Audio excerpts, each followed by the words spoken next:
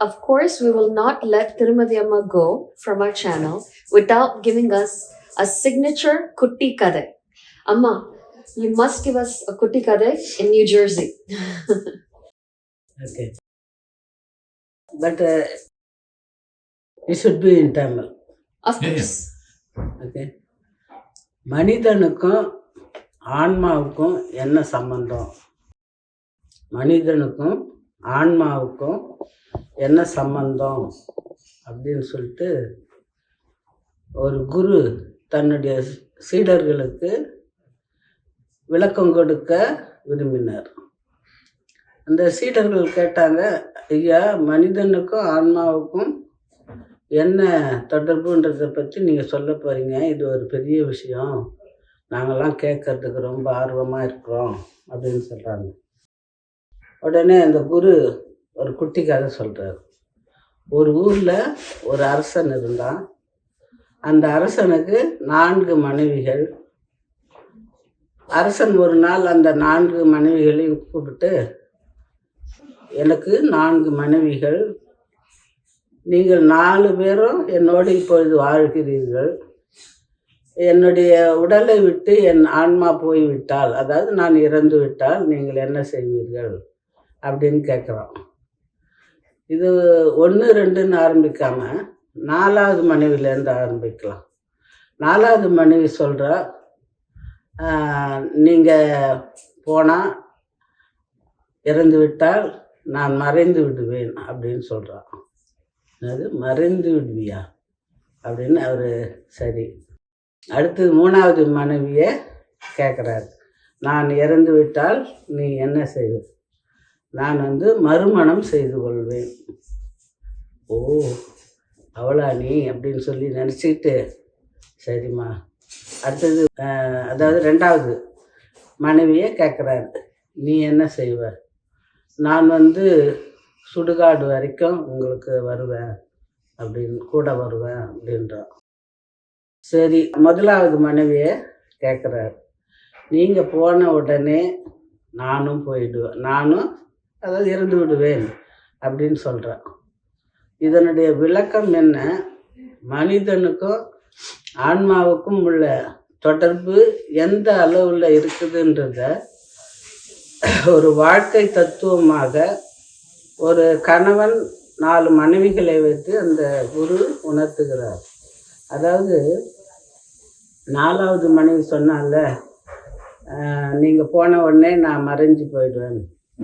அதாவது ஆன்மா போன உடனே உடலும் மறைந்துவிடும். மறைந்து விட்டோம்னா நம்ம இன்னும் வச்சுக்குவோமா வீட்டில், 2 நாளைக்கு இருக்கட்டும் அப்படி போட்டோன்னு, அப்படிலாம் இல்லை. உடனே அதை சுடுகாட்டுக்கு எடுத்து சென்று தகனம் செய்வதோ அல்லது அதை சமாதி செய்வதோ செய்துவிடும், அது மறைஞ்சிவிடும். அடுத்தது நான் மறுமணம் செய்து கொள்வேன் என்றால், இந்த நாம் சேர்த்து வைத்த பொன் பொருள் அனைத்தும் நம்மை விட்டு போய்விடும் என்பது அதனுடைய கருத்து.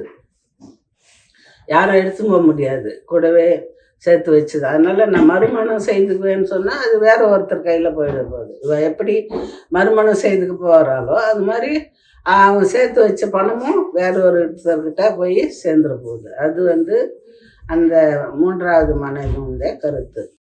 2வது மனைவி என்ன சொல்கிறா, நான் சுடுகாடு வரை வருவேன் அப்படின்னு சொன்னால், நம்ம உறவுகள் எல்லாம் கடைசி வரைக்கும் சுடுகாடு வரைக்கும் நம்ம வழி அனுப்பிட்டு நமக்கு செய்ய வேண்டிய காரியங்களை எல்லாம் செய்துட்டு போயிடுவோம், திரும்பி வந்துடுவாங்க இல்லையா? அதுதான் அவ 2வது மனைவி சொல்கிறா, நான் சுடுகாடு வரை வருவேங்க. முதல் மனைவி என்ன சொல்கிறா, நீங்கள் போனால் நானும் போயிடுவேன் அப்படின்றது.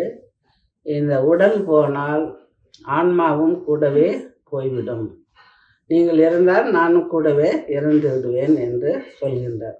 அதனால் இதுதான் மனிதனுக்கு உள்ள ஆன்மாவுக்கும் உள்ள தொடர்பு.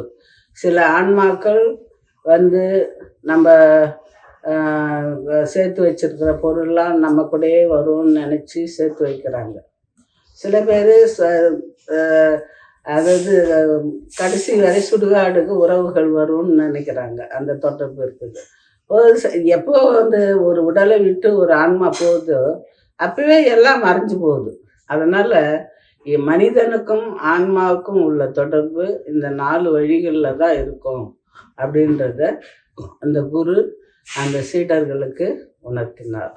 அதனால் நாம் வந்து நிறைய சேர்த்து வைக்கணும். நம்ம பிள்ளைங்கள்லாம் நம்ம கடைசி வரைக்கும் நம்மளை காப்பாற்றுவாங்க, நம்ம சொத்து பத்தெல்லாம் நம்ம கூடவே இருக்கோம் அப்படின்னு இல்லாமல் மனிதனும் ஆன்மாவும் எந்த நேரத்தில் சேர்ந்து இருக்க வேண்டிய நேரம் வரைக்கும் தான் சேர்ந்துருக்கோம். அது பிரிய வேண்டிய நேரம் வந்தால் பிரிந்துவிடும் என்பது தான் இந்த கதை உணர்த்துகிறது. அம்மாவை நினை மனமே, மேல் மறுவூர் அம்மாவை நினை மனமே. Please like, share, and subscribe to the Bangaru Amma Global YouTube channel for more inspiring and uplifting videos like this one.